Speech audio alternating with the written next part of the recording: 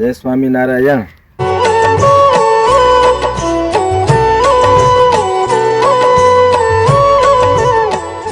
गाय के प्रादुर्भाव की कथा समुद्र मंथन से प्रारंभ होती है। समुद्र मंथन से 14 रत्न प्रकट हुए, उनमें 3 प्राणी रत्न है। 7 सूंड वाला श्वेत ऐरावत हाथी, सप्तमुखी उच्चवैश्रवा घोड़ा और कामधेनु रूपी 5 गौ माताएं प्रकट हुई। नंदा, सुभद्रा, सुरभि, सुशीला और बहुला, इन 5 गौ माताओं की सेवा हेतु पंच ऋषियों ने इन्हें प्राप्त किया। जमदग्नि, भारद्वाज, स्वामीनारायण भगवान की जय, कनकेश्वर महादेव की जय। आज तारीख 9 ફેબ્રુઆરી 2026 કનકપુરના આંગણે ભુજ સ્વામિનારાયણ મંદિરના સત્યપ્રસાદ સ્વામી, જેમને એસપી સ્વામીના નામથી બધા ઓળખે છે, ડૉક્ટર સત્યપ્રસાદ સ્વામી, જેઓ ગાંધીધામ ગુરુકુલમાં સેવા આપી રહ્યા છે અને બાળકોને તૈયાર કરે છે। એવા જ જે 80 વર્ષથી કાર્યરત જે ભુજ સ્વામિનારાયણ બોર્ડિંગ કહેવાય, કેટલા લોકો ભણી ગણીને આગળ વધ્યા જે સંસ્થામાંથી, એ સંસ્થાનું અમારું સંચાલન સંભાળતા એવા અક્ષર મિત્ર સ્વામી આપી રહ્યો છે। અને સ્વામિનારાયણ મંદિર ભુજ, જેને હમણાં જ 2 વર્ષ અગાઉ 200 વર્ષનો જે સમયગાળો પૂરો કર્યો અને આખા ભારતભરમાં, આખા કચ્છમાં રંગેચકે જે કાર્યક્રમ થયા, એમના જે પુરુષોત્તમ પ્રિય સ્વામી જે મીડિયાનું કામ સંભાળે છે, એ આજે યોગાનુયોગ કનકપુર ગામની કનકેશ્વરી ગોળ, કનકપુરનું ગૌચર, કનકપુરનું કનકેશ્વરી ઘી અને કનકપુરની જુદી જુદી પ્રવૃત્તિ જોવા માટે પધાર્યા છે। ત્યારે સ્વામીને આખા કનકપુર ગામમાં અમે પગલાં કરાવ્યા છે। સ્વામીને ખેતીવાડી વિશે પણ આખી માર્ગદર્શન આપ્યું છે। ત્યારે સત્યપ્રસાદ, ડૉક્ટર સત્યપ્રસાદ સ્વામીને વિનંતી કરું, સ્વામીજી આજે કનકપુર ગામ વિશે આપને અમે જે આખી વસ્તુ બતાવી છે, કનકેશ્વર ગોળ વિશે વાત કરી છે, સ્વાવલંબન વિશે વાત કરી છે, આપ આ બાબતે પ્રકાશ પાડો। સૌ પ્રથમ તો આપ સૌને ધન્યવાદ। અમે ભુજ શ્રી સ્વામિનારાયણ મંદિર અને શ્રી સ્વામિનારાયણ બોર્ડિંગથી સંતો પધાર્યા છીએ। આજે કનકપુર ગામ એક જેને પ્રાચીન પદ્ધતિ અને જે વૈદિક પદ્ધતિથી ચાલતું જે ગામ, એ પ્રકારનું ગામ આજે અમે અહીંયા જોયું। ગામમાં જ્યારે પ્રવેશ કર્યો ત્યારે સૌપ્રથમ ગૌચર જમીનને અમે જોઈ ખૂબ આનંદ થયો, કારણ કે આજના સમયમાં ગૌચર જમીન બહુ ગામમાં ઓછી રહી છે, જેથી કરીને ગાયોને બહુ તકલીફ પડે છે। પણ આ ગામમાં સૌ સાથે મળી અને ગૌચર જમીનને સાચવી છે અને ખાસ કરીને એમાં ઘાસ વાવીને ગાયો માટેની ખૂબ સારી સેવા આ ગામના લોકો કરી રહ્યા છે। ત્યાર પછી ગાયોના દર્શન થયા, 300થી વધારે ગાયો અને ખૂબ તંદુરસ્ત ગાયો જોઈ, અને એ ગાયો સવારથી સાંજ સુધી એ વગડાઓમાં ફરે અને જુદી જુદી વનસ્પતિઓ ખાય, અને એનું જે દૂધ અને એનું જે ઘી છે એ બહુ તંદુરસ્ત હોય છે, એટલે એ પરંપરા ગામમાં પણ જોવા મળી। ત્યાર પછી આ ગામમાં થતી ખેતી જે બિલકુલ નેચર ખેતી છે, ઓર્ગેનિક ખેતી છે, ગાય આધારિત ખેતી ચાલે છે।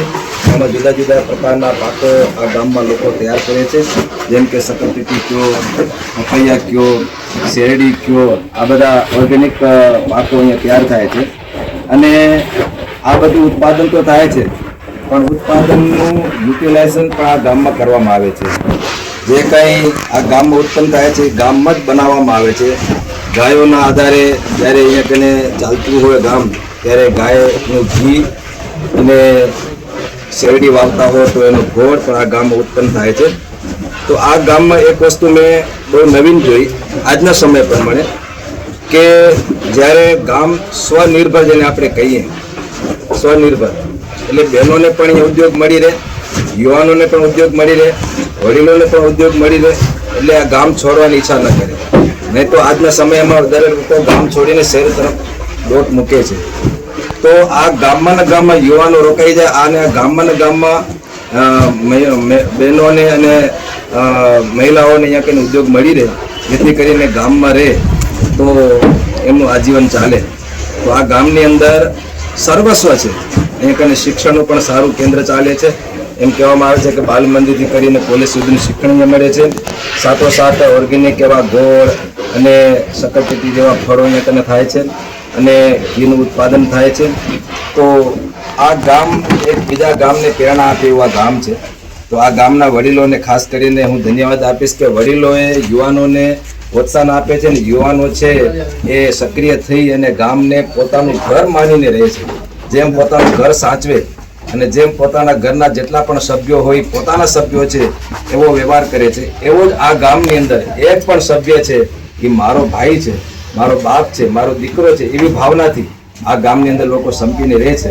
અને આજના સમયમાં સંપ રાખી અને કામ કરવું એ બહુ મોટું કામ છે અને એ કામ આ ગામમાં મને જોવા મળ્યું એટલે ખૂબ આનંદ થયો.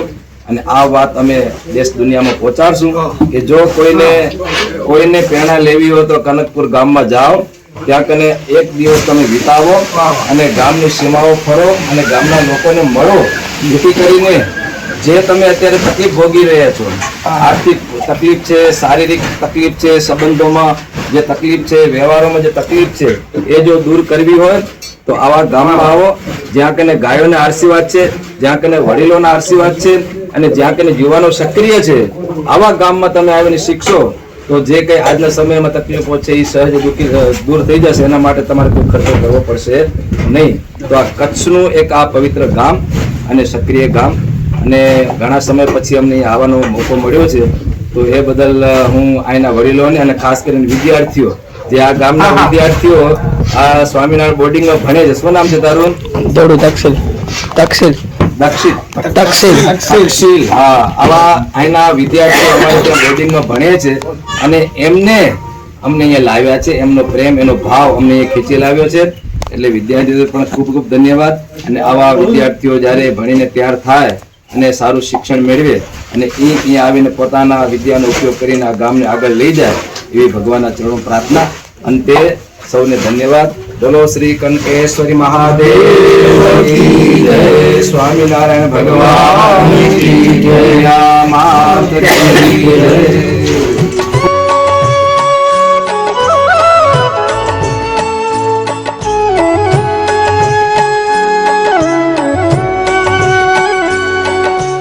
गाया खातिर तजे घर करणी मंगलम, गाया खातिर तजे घर करणी मंगलम. जावे गौ चारण जंगल धरणी मंगलम, जावे गौ चारण जंगल धरणी मंगलम. गौ द्रोही भूप कानो मारे मंगलम, गोद्रोही भूप मारे कान्हो मंगलम. गोचर ओरण थर पे कोस बारा मंगलम, गोचर ओरण थर पे कोस बारा मंगलम. ओम गौ मंगलम, गौ मात मंगलम. ओम गौ मंगलम, गौ मात मंगलम. ओम गौ मंगलम, गौ मात मंगलम. ओम गौ मंगलम, गौ मात मंगलम. सूर्य मुनि ऋषि जपे जाप मंगलम, सूर्य ऋषि मुनि जपे जाप मंगलम. पावन जाप मंगलम.